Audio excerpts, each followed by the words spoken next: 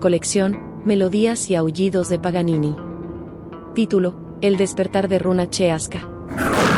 De Antoine Bonin Vinci. En lo profundo de uno de los tantos pueblos de Perú, olvidados y a veces enterrados entre la maleza, en un castillo ancestral destruido, aún había indicios de lo que había pasado cientos de años atrás. En la época de la conquista, secretos se revelarían esta noche. En el presente, bajo una iglesia abandonada del pequeño pueblito de Queripatu, el conde Lupesco Guairá, descendiente del infame vampiro de Europa, yacía, sufriendo una inexistencia solitaria. Su llegada, al igual que su decadencia, no tenía evidencia alguna, pero su cuerpo yacía a unos 15 metros bajo la iglesia. Durante siglos, los Lupesco habían conservado oscuros secretos y experimentos ocultos en las profundidades de su morada. La aldea recordaba y murmuraba sobre desapariciones inexplicables, pero el tiempo se encargó de liquidar a los sobrevivientes durante más de 400 años. Este vampiro llegó desde Europa con los colonizadores, buscando mejores oportunidades, pero no contó con que en el Perú encontraría cosas aún más aterradoras que un vampiro milenario. En el presente, después de muchos años, todo se conservaba intacto, incluso las vestiduras tenían el mismo tono rojizo y azul, como cuando estaban nuevas. Hasta una noche de Halloween, cuando los espíritus y demonios se mezclan con el mundo de los vivos. Bajo la luz de una luna llena, un rayo cayó sobre el castillo, desencadenando un poder oscuro que había permanecido dormido por generaciones.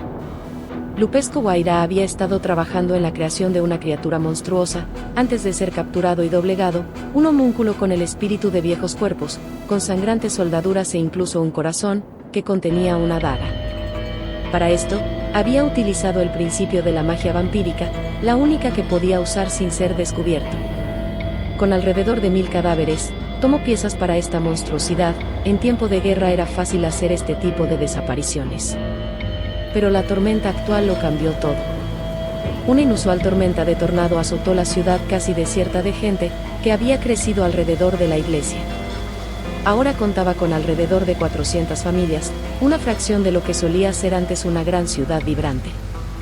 Actualmente, vivían allí unas 160 personas, y muchas casas estaban vacías. El viento aullaba y la lluvia caía en cascadas. Fue en ese momento que el túmulo ancestral se abrió y la criatura que había sido nombrada en peligrosos sueños de Lupesco Guairá, era Runa Cheasca. Él despertó debido al gran rayo que cayó, calando en lo profundo para revelar su poderío. Como si de un dios obstinado se tratara, un rayo cayó 3 veces en la misma dirección, cada vez más fuerte y profundo, logrando despertar a la bestia, creada para matar y devorar. El relámpago se estrelló contra la criatura inerte, infundiéndole vida y conciencia. El ser, con una apariencia grotesca, se alzó, lleno de confusión y rabia. Despertó, tirando su única cama, que había conocido. Su cuerpo no se había podrido aún, se mantenía gracias a la magia que Lupesco había usado. Antes los antiguos pobladores habían intentado varias veces sin éxito deshacerse de aquella monstruosidad, maraña de extremidades y tonos de piel, no lo consiguieron, la magia era fuerte. Por eso el intento de santificar la tierra construyendo una iglesia encima de esta tumba de un ser que causó tantas muertes. Lupesco Guairá, el vampiro de Perú, o el chupasangre de Queripatu. Runa Cheasca despertó y se levantó. Su cuerpo era completamente abominable, con extremidades sobrantes, pero una organización cruel y ligera se notaba en su composición, como si de un rompecabezas se tratase, partes de caballo, partes de perro, gatos, cabras, hombres y todo aún intacto. El rayo lo levantó, dándole un brillo en los ojos, un brillo rojizo. Tenía un anillo en uno de sus dedos, de oro, con inscripciones en latín y quechua. El antiguo Lupesco Guairá era un vampiro importante en Europa, perseguido y amenazado. Escapó. Pero sus intereses no variaron, se destinó a buscar poder y experimentar con magia, así se enamoró del quechua, una magia sin descubrir completamente.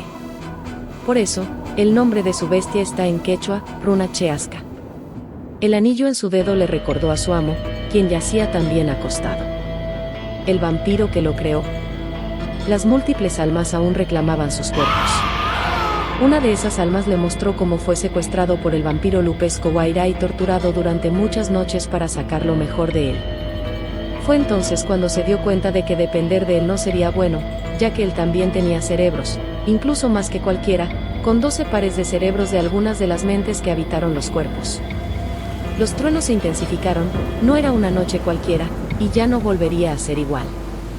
Runa Cheasca rió fuertemente, se carcajeó porque ahora el poder era suyo. Se abalanzó velozmente sobre el vampiro. La lluvia se escurría por la tierra y el agujero, aunque pequeño, daba suficiente brisa para elevar a una bestia que había estado atrapada durante cientos de años. Al lanzarse, removió el conjuro, la magia y el objeto que lo tenía completamente quieto al vampiro Lupesco Guaira. El vampiro se levantó después de ese golpe. Su rostro, blanco como las rebanadas de queso, pálido y el traje más antiguo que se haya visto, lleno de polvo, abrió los ojos intensamente, y al verse en esa situación, solo sonrió. Se disponía a decir unas palabras cuando la bestia que le doblaba el tamaño agarró su cama de piedra y la lanzó contra él. Ahí comenzó la pelea, que para el exterior sonó como rayos y un pequeño temblor, que la lluvia se encargaba de camuflar. Una pelea que duró poco, ya que lograron salir. El vampiro, con su astucia, pero aún débil, logró escapar para empezar a cazar. En la calle Lupesco, orgulloso de sí mismo, saltó volando hasta la punta más alta de la iglesia y se paró firmemente ahí. Sus alas bruscas se acomodaron, viendo hacia la base para ver el cambio. Con lo que no contó fue con que la bestia, Runa Cheasca, también saldría pronto. Al parecer la iglesia no significó tanto para él como para el vampiro, que casi se quema si no fuera por su velocidad. Al verse de noche en una ciudad tan pequeña, las bestias se adueñaron del pueblo. Perfectamente suyo. El vampiro se abalanzó sobre mucha gente como un águila, sin dejarse ver, mordiendo con sus colmillos y succionando cada litro de sangre. Jóvenes, ancianos y niños no pudieron luchar. Aunque su palidez era un buen disfraz, fue delatado una y otra vez. Todo era igual para él, solo buscaba su placer y recuperarse para dominar el mundo, su ambición más profunda. Por su parte, Runa Cheasca se divertía destruyendo casas enteras, persiguiendo al viejo vampiro que lo transformó en un monstruo sin igual. Como un perro que corretea a las gaviotas en la playa, se sentía a veces humillado o a veces muy cerca de agarrarlo. En muchas ocasiones se encontraron en la noche, y en una hora ya habían acabado con más del 70% del pueblo. Quedaban viejas catacumbas y ruinas que no habían visto. Al luchar encarnizadamente demostraron que la bestia creada con magia tenía defectos, pero aún así mucha más fuerza y poder que el propio vampiro. Los vampiros se habían caracterizado por ser discretos estrategas, en lo cual afectaba sus propósitos esta bestia incontrolable. Ahora, con casi todo el pueblo destruido, recibieron ataques de hombres armados, con fuego, pistolas, barras, carros y todo lo posible. Lucharon encarnizadamente, demostrando cansancio también. Eran pocas personas, pero eran muy fuertes para ser derrotadas rápidamente. En la lucha, el vampiro Lupesco pudo ver a diferentes personas y entes, aunque en menor cantidad, caminar e incluso luchar junto a ellos, con debilidad, pero unidos. Se dio cuenta de eso, una verdad que no pudo olvidar debido a su gravedad. Y tuvo una especie de sensación. La bestia rechazaba los ataques fácilmente, pero aún así lograron herirla múltiples veces. Esta criatura se regeneraba fácilmente, gracias a la influencia de la luna y la magia vampírica. Una vieja chamán, de la Sierra Profunda y conocida a nivel nacional, luchaba ahora contra ellos desde las sombras, dentro de una de las catacumbas. Desde que el rayo golpeó 3 veces, se dio cuenta de esto. Los pobladores la protegían, una vez denigrada, ahora amada y respetada. La bruja o curandera tenía el poder para destruir a los monstruos antes de que el pueblo de Keripatu se extinguiera entre sus manos. Su nombre era Naira, la vieja curandera, con más cañas que cualquiera y vestimenta parchada, no hacían sospechar a nadie entre su poder y conexión con otros seres. Conjuraba un plan para llamar a los espíritus a su favor, y Halloween era propicio para ello, con tanta gente queriendo y aparentando ser monstruos. Junto a ella se encontraba una pequeña niña huérfana, Yulisa, su nieta. 10 hombres la resguardaban, y otros 15 luchaban por las inmediaciones. Los incendios y cortes de luz favorecían a los monstruos que ahora reinaban en la superficie. Un paisaje decadente tomaba forma, calles enteras destruidas, a golpes o por explosiones, la bestia descontrolada también tiraba casas enteras, el vampiro solo volaba y cazaba personas, como un gorrión haciendo que los gritos y llantos se propagaran. Naira había investigado y entrado a las tumbas donde yacían las bestias dormidas, logrando encontrar indicios de lo que ella sospechaba y confirmó. Neira usaba solo unas pocas cosas que tenía a mano, hoja de coca y algo de trago puro, vino y cosas así. Nadie la veía mientras se encontraba en un rincón sin salida, rezando y pronunciando conversaciones poco usuales, negociando y mediando entre los vivos y los muertos. José, el hombre al mando, robusto y barbudo, con dientes verdes por la coca y unos ojos que expresaban tristeza y determinación, aceptaba cualquier condición para salvar a su pueblo. En otras catacumbas se encontraban familias enteras, y las bestias no los habían encontrado, a pesar de su sed de sangre. La lluvia cesó por un momento, indiferente a las masacres. La curandera Naira fue descubierta al emitir un grito agudo, inconsciente quizás, tenía los ojos blancos. Las criaturas, aunque enfrentadas entre sí, se vieron atraídas y llegaron a la entrada de las catacumbas mientras peleaban. Ahí, entre sus gritos, ella aceptó y el Guamani, una criatura de las montañas y nevados, accedió a ayudar bajo un acuerdo, llevarse a los monstruos consigo o sus restos. El Guamani, un espíritu protector de las altas y empinadas montañas, era un ser muy poderoso. Si cumple sus reglas te ayudaba, si no, puede ser muy severo. Así, el Guamani apareció, como una gran nube de humo o vapor, densa y oscura pero al mismo tiempo clara, con la forma de un hombre que se paró frente a la catacumba y, bajo su desnudez, se presentó.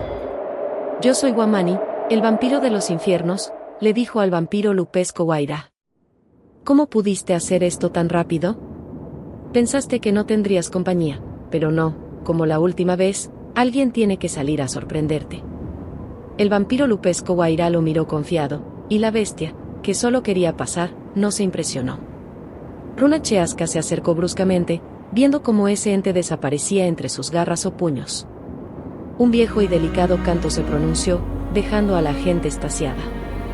Era como el canto de pájaros en primavera, una voz suave y fina que se presentaba. Los monstruos no sabían lo que estaba ocurriendo.